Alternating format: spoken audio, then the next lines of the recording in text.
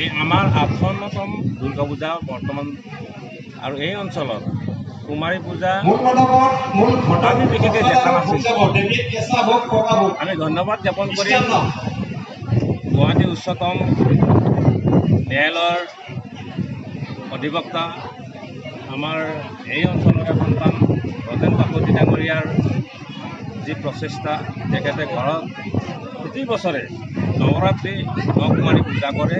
এই বছৰ তেখেতে নিজা খৰচত আমাৰ এই সমিতি এই পূজাখন আমাক উপহাৰ দিয়াৰ কাৰণে পোনপ্ৰথমে আমি দুৰ্গা পূজা পৰিচালনা সমিতিৰ তৰফৰ পৰা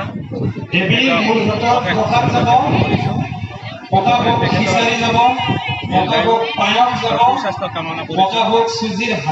আমি খুব আনন্দিত, ৰাইজসকলেও আপোনালোকে আজি কুমাৰী পূজা আমি আগতে ঘোষণা কৰিছিলোঁ আৰু সেই পূজাটোৰ কাৰণে আজি আমাৰ ইয়াত অজস্ৰ ভক্তৰ সমাগম হৈছে। সকলোৱে কুমাৰীসকলক সেৱা সৎকাৰ কৰিছে আৰু খুব ৰাইজেই নহয়, আমি সমিতিও আনন্দিত।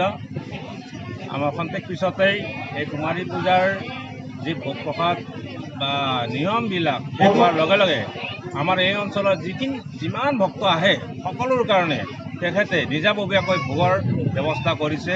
গতিকে নিয়ম শৃংখলা বজাই ৰাখি যাতে সমিতি তেখেতৰ লগতে আমাৰ সমিতিকো সহায় সহযোগিতা আগবঢ়ায়, তাৰ বাবে আমি সমিতিৰ তৰফৰ পৰা আন্তৰিকতাৰে অনুৰোধ জনাইছোঁ।